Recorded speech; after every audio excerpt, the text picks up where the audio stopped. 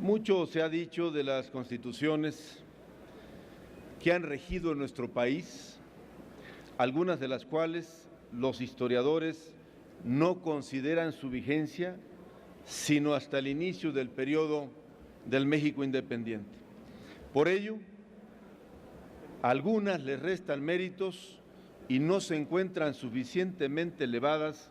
en el conocimiento de su valor, como acontece con la llamada Constitución de Apatzingán, cuyo nombre original fue Decreto Constitucional para la Libertad de la América Mexicana. Este documento, sancionado en esa ciudad de Michoacán el 22 de octubre de 1914 y promulgada el 24 del mismo mes y año por mandato del Supremo Congreso, representado por José María Morelos, José María Lisiaga y José María Cos. A la par de la lucha insurgente, se daba el movimiento constitucionalista como influencia de las ideas libertarias que campeaban entonces en el mundo, que impactaron en las conciencias y revolucionaron la forma de comprender el poder y situar al ser humano en el centro de todo. Los fundadores de la patria no fueron ajenos a las reflexiones ilustradas de una sociedad dispuesta a terminar con el abuso del poder, sacudirse las cadenas de la opresión y cuestionar los privilegios. Tan lo entendían que utilizaron los conceptos que hoy en día no terminan de ser superados.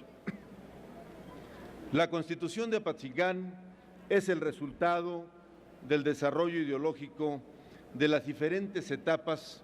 que hasta entonces había tenido la lucha de independencia, iniciada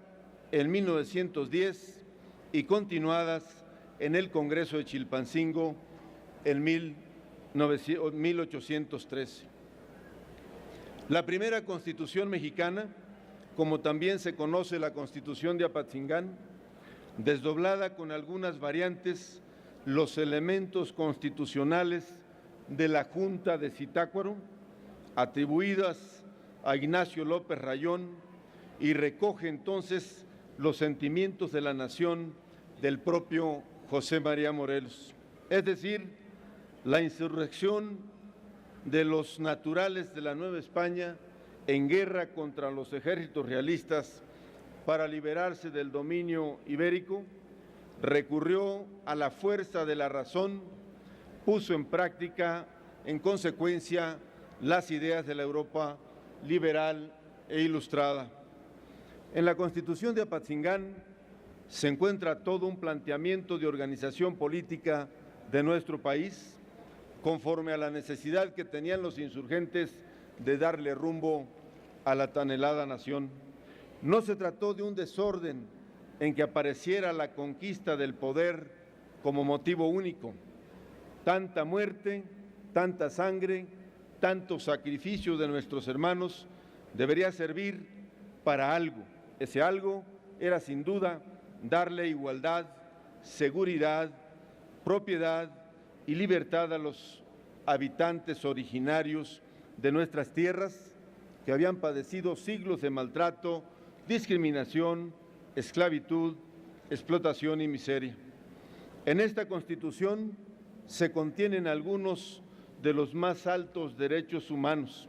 cuya protección se proclama para la felicidad del pueblo y en cada uno de los ciudadanos. Se debe destacar que a casi 200 años de tan relevante acontecimiento, sea, por ejemplo, la soberanía como facultad de autodeterminación, uno de los elementos soporte de nuestra doctrina, el cual se opone a toda idea del monarca de la Edad Media, cuyo poder se justificó por sobre todas las cosas y derivó en absolutismo. De ahí la consideración que subsiste hasta nuestros días de que su titular originario es el pueblo y se toma como simiente de nuestra independencia nacional. Michoacán es un estado de un amplio bagaje histórico, cultural. Sus habitantes han participado en todas las etapas de trascendencia del devenir histórico de la República. Han sido piezas fundamentales y protagonistas de los avances democráticos que han influido decisivamente en el perfil de la patria y del México actual. Desde los conspiradores de Valladolid, la presencia de Hidalgo, la instalación de la Suprema Junta Nacional Americana en Zitácuaro, la instalación del primer Tribunal de Justicia en Ario de Rosales, en la Constitución de Apatzingán, en la Guerra de Reforma, con los liberales reformistas como Campo y con todos los constituyentes del 57, la participación decidida en la Revolución Mexicana, en el Congreso Constituyente del 17 de la etapa postrevolucionaria, con el general Lázaro Cárdenas del Río al frente del gobierno federal, el movimiento democratizador de finales de la década de los 80, encabezados por el ingeniero Cuauhtémoc Cárdenas Solórzano y muchos más fundadores de lo que hoy es el Partido de la Revolución Democrática. Michoacán, pues, tiene la relevancia en materia económica, particularmente en su potencial de protección agrícola, en el que se ha consolidado como el primer estado a nivel nacional en distintos rubros de la producción del campo, que es la entidad hoy con el mayor porcentaje de ingresos en las ventas y exportaciones al exterior. En esta entidad se cosecha la totalidad de la producción de aguacate en el país y se mueve 1 de cada 10 productos nacionales. Sin embargo, en Michoacán, la realidad actual no corresponde con la magnitud de ese legado histórico. Tenemos que pasar de los discursos a los hechos, porque es sin duda que en los últimos años ha sido laboratorio experimental de estrategias, por ejemplo, en el combate a la delincuencia, que han dejado un saldo negro para nuestra querida entidad. Necesitamos, en consecuencia, dar un viraje a la política de atención a esta y otras problemáticas. No es destacando solamente las consecuencias como se van a encauzar y a resolver los problemas. Hemos insistido, y lo seguiremos haciendo, que se requiere importantes inversiones en nuestro Estado para reactivar la economía, que se requiere dar atención a los jóvenes con becas y mayor oportunidades de empleo, para arrebatarlos de las garras de la delincuencia y de la inseguridad, porque todo intento por recomponer el tejido social pasa por la necesidad de un esfuerzo verdaderamente integral que involucre a todos los sectores de la sociedad, más allá de discursos y de buenas intenciones. Michoacán necesita, y es el llamado, que todas las fuerzas políticas actuemos con responsabilidad, dejar de lado los distractores